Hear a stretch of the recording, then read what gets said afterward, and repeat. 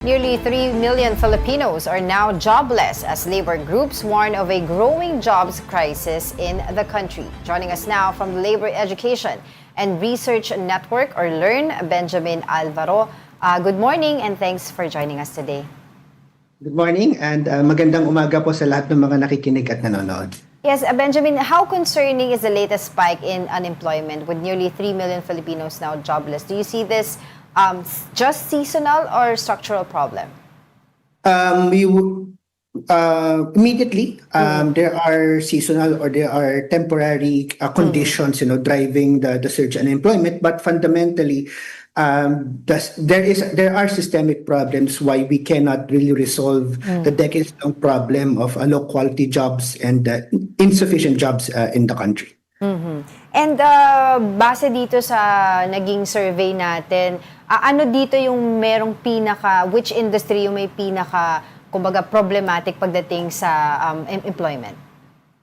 Well, if titingnan natin yung pinaka-recent na LFS, so mismong gobyerno na nagsabi, ang top 2 na tinamaan talaga ng massive job losses ay ang agricultural sector natin tsaka wholesale and retail, so this really points us to a really decades-long problem na matagal nang pinapanawagan ng mga labor organizations, ng mga union at ng mga manggagawa na kung gusto natin kasi ng kalidad na trabaho may dignidad, kung gusto nating optional lang talaga ang pag-migrate ng mga kababayan natin OFW, kailangan talaga natin ng matinong employment policies sa Pilipinas. So saan talaga tayo nagkaka-problema with terms of all of these problems sa employment? Is it the structure of how we look for people? Is it the skills that the people have? Kasi ang daming nagtuturuan kung ano yung problema eh.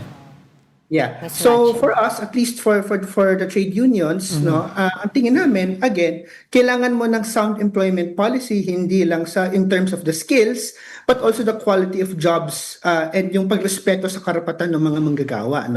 At sa amin, ang requirement for that kind of policy is also a clear industrial policy. Kasi nag-uusap tayo, gusto natin ng trabahong nakakabuhay, living wages, competitive, Pero ano yung industrial policy? Ano yung plano natin sa mga industriya at sa mga sektor ng ekonomiya para maging realidad itong mga pronouncements ng gobyerno? And for decades, yun ang wala po talaga sa radar ng ating mga planners, ng ating mga technocrats because the attitude of the government in the last decades, and I am emphasizing sa nakaraan ng mga dekada has been ibigay sa private sector ang usapin ng pagpaplano ng ekonomiya, direksyon ng ekonomiya at paglikha ng trabaho. So pinaka-immediate yung unemployment rate na tumaas na nakita po natin dito ay isang signal na hindi rin kaya ng private sector mag-generate ng sapat ng mga trabaho para sa ating mga kababayan. So to us, hindi lang naman yung responsibilidad ng private sector. May mas malaking tungkulin ang gobyerno in terms of economic direction setting, economic planning, and creating policies conducive to economic productivity. Hindi lang po yung mag-akit ng foreign investment, hindi lang po mag-attract ng isa pang panibagong partnership with the private sector. And of course, with the current oil prices situation natin ngayon, yung crisis ngayon, are we assuming also na mas lalala itong job crisis na to in the future, in the coming days? Of course, because yung pagtaas ng crudo ay hindi lang po siya tatama sa gasto sa immediately yung gastos ng gas para sa mga motorista po natin. Pero yung diesel halimbawa, hindi lang po siya middle class issue sa mga naka-SUV. Problema din po siya ng mga namamasada sa mga truck. Problema din po siya sa mga paggawaan natin at mga makina nila na gumagamit ng diesel. So we don't expect na merong immediate resolution tong Iran war, tong crisis sa Middle East. So lalala, we expect na lalala yung pressure sa gastos ng bilihin, gastos ng transportation at overall tataas ang cost of living at tatamaan again ang mga manggagawa at ramdam na po natin yan. Kaya I personally take exception dun sa repeated statements ng Malacanang, ng presidente at ng mga government officials natin na wala daw crisis. No, tumingin lang po kayo sa mga gas stations every Monday ng gabi, no? Kita mo yung haba ng pila ng mga tao. Kung sa tingin man ng gobyerno walang krisis, ramdam ng mga yung Pilipino at motorista na may krisis.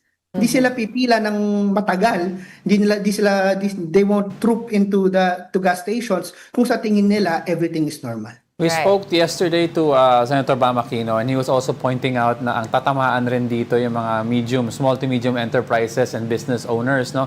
Pag tinamaan sila and this drags on for a long time, pwedeng magsara yung mga ibang businesses, no? So what do you think will happen if this drags on for a long time? Do you see companies closing and jobs nawawalan trabaho, or do you see salaries being slashed? It's too early to say, and I think it would be very irresponsible din on our part to catastrophize, no? Pero I do believe na if the government just adopts a business as usual attitude, no? Magbabato lang sila ng subsidy dito, ayuda dyan, it will not resolve at lalala yung pressures sa working family, sa businesses, no? Posibleng mangyari yun, no? Pero depende yun ano bang gagawin ng gobyerno. Will the government be proactive or will the government adopt again a business as usual approach, no? Hindi kasi sa tingin ko, and di pa naman to consensus among the trade unions, this is a slow burning crisis in the making, no? Kasi pataas ang presyo ng crudo, at meron yan indirect effect sa other economic sectors natin, and if magtagal yan for more than a month, no, well, baka next month iba na ang tono ng ating discussion. Right. Well, it's good that you mentioned that because sabi nga nila, we cannot control the oil crisis, di ba? But what we can control is how we respond to it. And of course, we're also seeing the situation nung underemployment, no? Meaning maraming may trabaho pero naghahanap pa, kulang pa. At what does this say about the quality of jobs here in our country? Very precarious, no? Very precarious. Again, ang advocacy ng labor movement in the Philippines has always been towards creating decent, regular, and dignified jobs. But you cannot create decent, regular, and dignified jobs, again, without sound economic planning, without a clear industrial policy. Kasi, for example, if the government identifies a specific sector na ito ang meron tayong competitive advantage compared to other countries, no, let's invest here in this sector, it follows, so ano kailangan natin to set this sector up? What are the resources na kailangan natin na pwede makultivate sa Pilipinas, na agriculture?